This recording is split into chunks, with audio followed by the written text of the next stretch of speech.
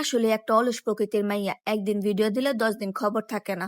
তো যাই হোক, সকাল সকাল ঘুমের তেন উইঠা রেডিও বাইর হয়ে গেলাম গা যমুনা ফিউচার পার্কের উদ্দেশ্যে। গুলিস্তান ওয়া কিন্তু যাওন লাগে। এই যে দেখেন গুলিস্তান পুরোই ফাঁকা, মনে হইতাছে ঈদ। অবশেষে যমুনা ফিউচার পার্কে আয়া পড়লাম।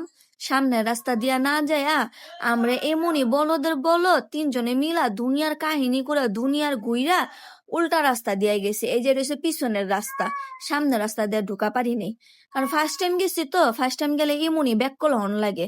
আপনার আবার ফার্স্ট টাইম গিয়ে আবার সেকেন্ড টাইম গেলে তো মনেই থাকবো। ফার্স্ট টাইম গেলে আবার ব্যাক কলের মতন দুনিয়ার ঘুরে যান না, সামনে দিয়া যান। মানে ব্রিজের ওই পারে গেলে হাতের বাম দিকেই দেখবেন যমুনা ফিউচার পার্কটা। একটু তোতলাই গেছি গা, কিছু মনে করেন না। হাতের বাম দিকে যমুনা ফিউচার পার্কটা, বাম দিক দিয়ে ঢুকে যাবেন। ডাইন দিক দিয়ে যান না, ডাইন দিক দিয়ে গেলে দুনিয়ার কাহিনী করণ লাগে।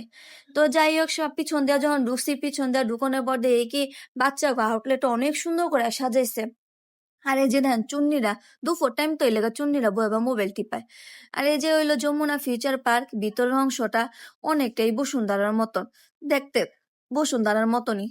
তো যমুনা ফিউচার পার্কে আহনের উদ্দেশ্য হলো আমার দেওয়ারে মোবাইল কিনবো।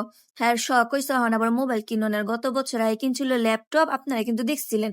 এই বছরে কিনতেছে হ্যাঁ মোবাইল। তো যাই হোক, ঘুরতে ঘুরতে জুম্মার নামাজের সময় দোকানপাট কিছুটা বন্ধ করতেছে, নামাজে যাইবো। আমার লাগলো খিদা, খাওয়ানোর অর্ডার দিয়ে আমি বয়ে গেলাম গা রং ডং করতে, টিকটক করতে। আর এই যে আপনারা কিন্তু মনে করেন না আমি সুন্দরী, আমি কিন্তু সুন্দরী না, আমি কাইল্লা ভূত নেই, এটা হচ্ছে ফিল্টার।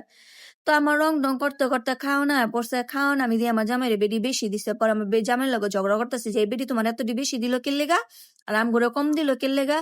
তো যাই হোক, ঝগড়া মগড়া শেষ করা খায়া খুয়া আমার জামাই লাগলো কফি খাওন। হ্যাঁ, এবার বাইর থাকলো কফি খায়, চা খায়। তো গেলাম পাশের স্টলেই, যাই দেই কফি। হ্যাঁ, আবার দাঁড়াইতেছে যে দেখ দেখ এদিদা কিন্তু কফি বানান। এগো দোকানটা এত সুন্দর করে সাজাইছে, সরি স্টলটা এত সুন্দর করে সাজাইছে যা বলার বেড়ে, একদম রিল্যাক্সিং। এখানে আপনি সব ধরনের কফি পাইবেন। আমার এগো স্টলটা অনেক ভাল লাগছে। সবচেয়ে বেশি ভাল লাগছে এই যে আমার মাথার উপরে দেখছেন কতগুলা ফ্রেম, এখানে সবচেয়ে জনপ্রিয় মানুষগো ছবি তুলে রাখছে। তো এই যে আমার মহাশয়ের জিগাইতেছি যে একটা রিভিউ দাও তো কেমন হলো। আমি দেন মহারানীর মতো কি সুন্দর করে নাই মেয়েতাছি, আবার হ্যাঁ ডিলতাছে। তো যাই হোক, খাওয়ানা পিনা কফি টফি সব শেষ কইরা অবশেষে আমরা একটা মোবাইল কিনলাম। আমার দেওয়ারে কিনলো পিকজেল। আর ভালো কথা, এগো দোকানটা খুঁজতে খুঁজতে আমি অনেক টায়ার্ড হয়ে গেছিলাম। পরে না পেরে এলা বইছি, এরা মোবাইল কিনতেছিল আর আমি বয়ে রইছিলাম। হাঁটতে হাঁটতে ঠ্যাং বিষ হয়ে গেছে। আর এই যে দেখেন আমার দেওয়ারের পই পই করা কষ্টের ইনকামের টাকা দিয়া ওই নিজে মোবাইল গিফট করলো। মধ্যবিত্ত মানুষের জীবনটা এরকমই। আমরা আমাগো শখ পূরণের লেগা আমরা নিজের এই টাকা জমাই, আমগো বড় লোকের বাপ নেইকা, বড় লোক স্বামী নেইকা, যা আছে আলহামদুলিল্লাহ। আমরা এই স্টল থেকে মোবাইলটা কিনছি। আর আমরা এগো ইউটিউব দেখা আর এগো ভিডিও দেখা আমরা এখানে আইছি, আয়া মোবাইলটা কিনছি। এগো সার্ভিসিং খুব ভালো।